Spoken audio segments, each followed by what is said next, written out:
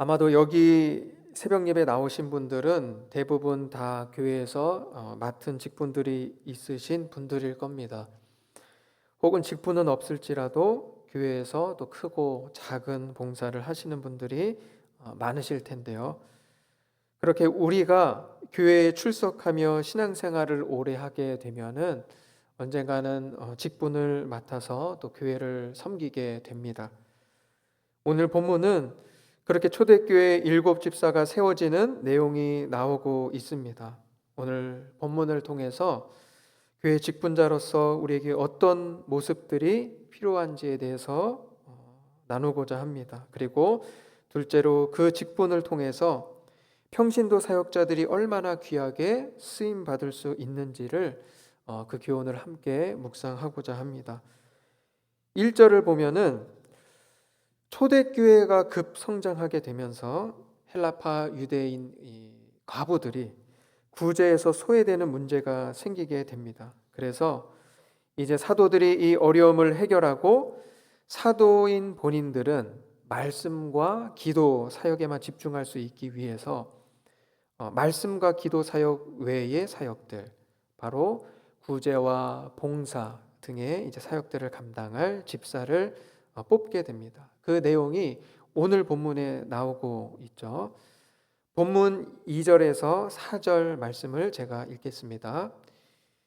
12사도가 모든 제자를 불러 이르되 우리가 하나님의 말씀을 제쳐놓고 접대를 일삼는 것이 마땅하지 아니하니 형제들아 너희 가운데서 성령과 지혜가 충만하여 칭찬받는 사람 7을 택하라.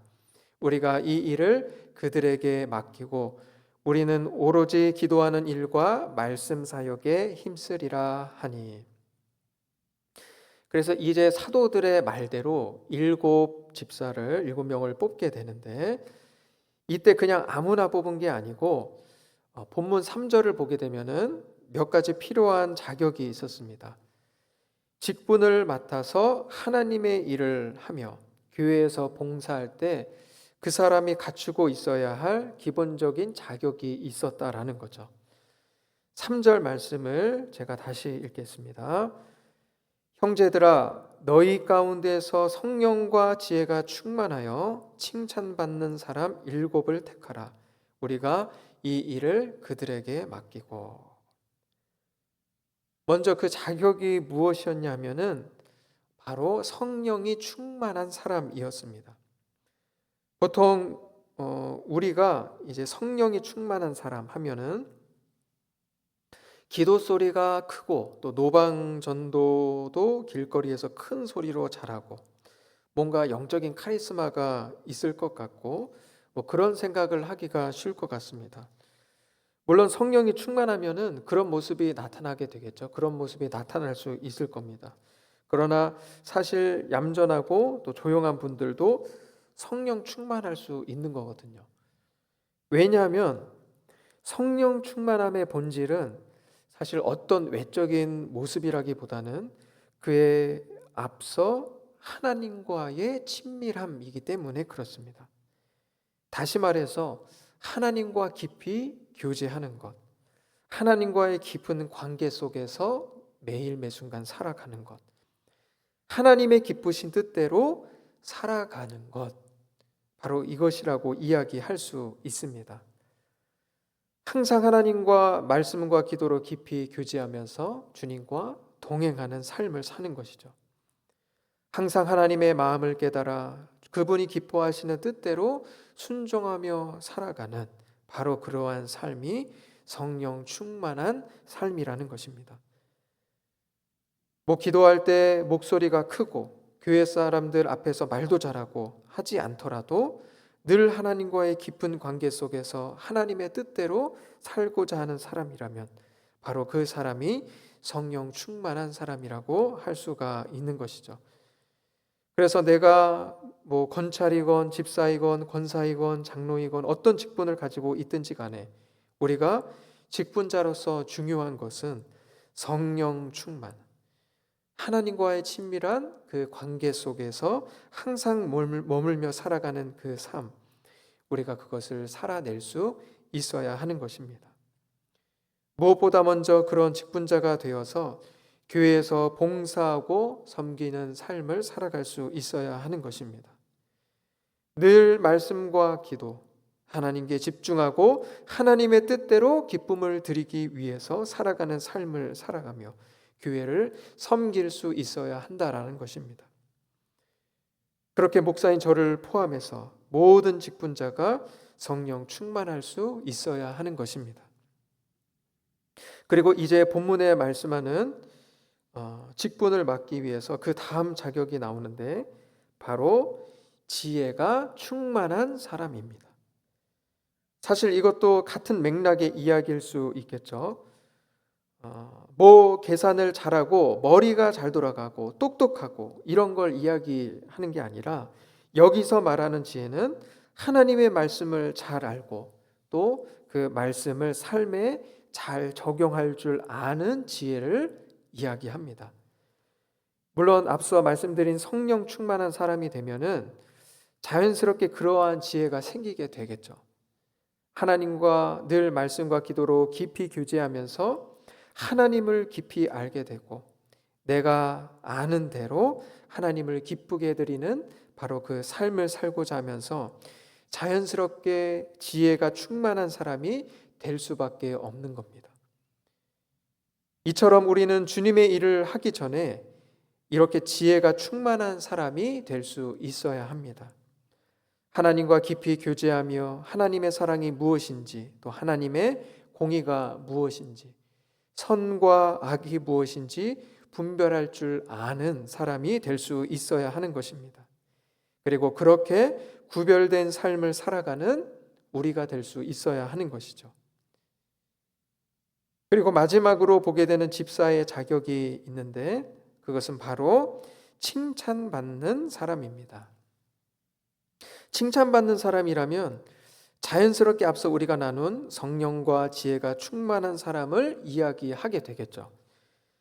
사실 성령과 지혜가 충만하면 하나님과 사람 앞에서 인정받을 수밖에 없을 겁니다.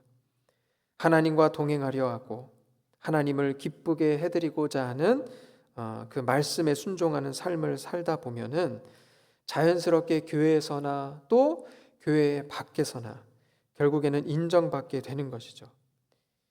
진리 가운데 피어나는 아름다운 향기와 능력이 그 사람에게서 나타나게 되고 또 느껴지게 되고 보여지게 되면은 당연히 하나님께 귀히 쓰임 받게 되는 또 귀한 직분자가 되어질 수밖에 없는 겁니다.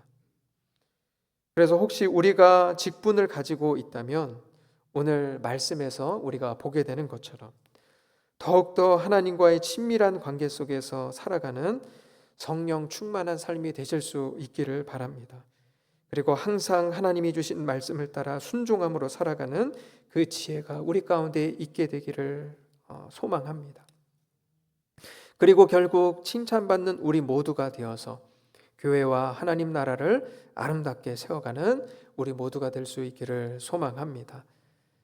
그리고 이제 본문의 큰 교훈, 두 번째 교훈으로 그 직분을 통해서 평신도 사역자들이 얼마나 귀하게 또 쓰임받을 수 있는지를 묵상해 보고자 하는데요.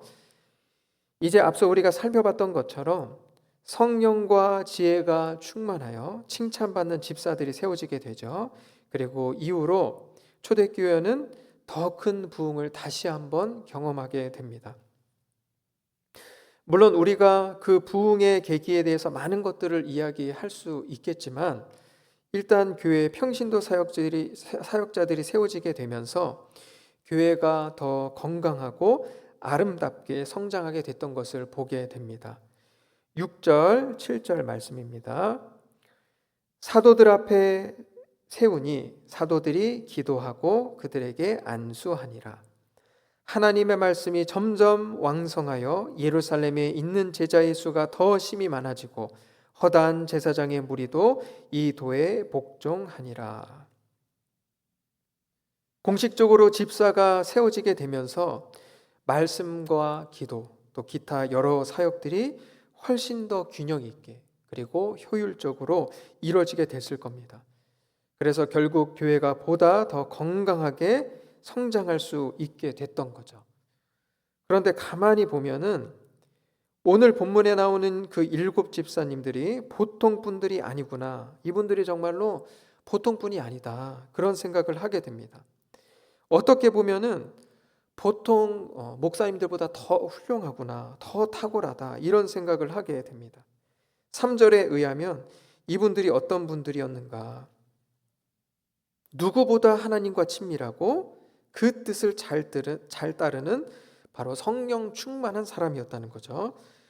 그리고 하나님의 말씀을 바르게 알고 그 말씀대로 순종할 줄 아는 그 지혜가 충만했던 사람이었다라는 겁니다. 그리고 그렇게 훌륭하다 보니까 교회에서 봐도 누가 봐도 칭찬받을 만한 사람이었다는 거죠. 너무나도 훌륭하고 거룩한 그리스도인이었던 겁니다. 정말로 귀한 믿음의 사람들이었던 거죠. 특별히 스데반 집사 같은 경우는 본문 이후로도 계속 읽어보니까 정말로 대단합니다. 얼마나 성령 충만했던지 사도가 아니었음에도 불구하고 성령의 기적을 행하던 사람이었습니다. 그리고 하나님의 말씀도 얼마나 능력 있게 잘 전했는지 모릅니다. 정말 훌륭한 설교자이자 전도자였다라는 거죠. 그래서 사도가 아닌 사람이었음에도 불구하고 사도행전에서는 사도 아닌 사람으로서는 처음으로 그 설교가 기록됩니다. 아무리 봐도 정말로 훌륭한 평신도 사역자였구나라는 생각을 하게 되는 거죠. 그런데 보통 우리는 이런 분들을 보면 어떻게 이야기할까요? 신학교 가라고 하죠. 가서 목사 되라고 합니다. 그런데 오늘 본문에서 보고 있지만은 이 사람은 집사로 세워지고 또 집사로 그 사역들을 감당합니다. 스데반은 사도도 아니고 또 지금처럼 목사도 아니었지만 집사로서 정말로 능력 있게 하나님의 나라를 위해서 귀하게 쓰임 받았던 것을 보게 되는 겁니다. 다시 말하면은 얼마든지 평신도 사역자라 할지라도 하나님의 나라를 위해서 정말로 귀하게 쓰임 받을 수 있다라는 것입니다. 그래서 우리가 얼마든지 평신도로서 귀하고 능력 있게 또 크고 귀하게 쓰임 받을 수 있다는 것을 기억할 수 있어야 합니다. 사실 지금 이 시대에 필요한 사역자는 저 같은 목사 같은 평신도가 아닐까 생각을 합니다. 아니, 목사보다도 평신도 같은 목사가 필요하다는 생각을 하게 됩니다. 목사 같은 사업가, 목사 같은 직장인, 목사 같은 운전기사, 목사 같은 헤어 디자이너, 목사 같은 공무원. 다시 말해서 본문의 말씀처럼 정말로 성령과 지혜가 충만하고 칭찬받는 평신도 사역자가 필요하다라는 것입니다. 그리고 이것은 바꿔 말하면은 지금 여기 계신 평신도 사역자이신 우리 모든 분들이 정말로 귀하고 아름답게 능력 있게 쓰임 받을 수 있다라는 것입니다. 교회와 하나님의 나라의 확장에 귀하게 쓰임 받을 수 있는 분들이라는 것이죠. 그리고 가만히 보면은 지금 그렇게 쓰임 받고 있는 분들이라는 생각을 합니다. 지금 우리가 매주 평일에도 전도를 나가지 않습니까? 또 주변의 사람들에게 계속해서 복음을 전하며 전도를 하고 있죠. 이러한 우리 성도님들로 인해서 지금 그렇게 교회에 새가족분들이 1명, 2명 오고 있는 것들을 보게 됩니다. 그리고 그 외에 교회 여러 사역들이 이루어지면서 건강하게 교회가 세워져 가고 있는 것이죠. 그래서 오늘 우리가 그리고 내가 하나님이 세워주신 평신도 사역자라는 자부심을 가지고 더욱더 성령 충만, 지혜 충만함을 구하면서 능력 있게 하나님 나라 위하여 귀하게 쓰임받는 우리 모두가 될 수 있기를 바랍니다. 정말로 이곳에 모인 저와 우리 모든 성도님들이 스데반과 같이 예수님이 기뻐하시는 귀한 종들이 다 되실 수 있기를 간절히 소망합니다.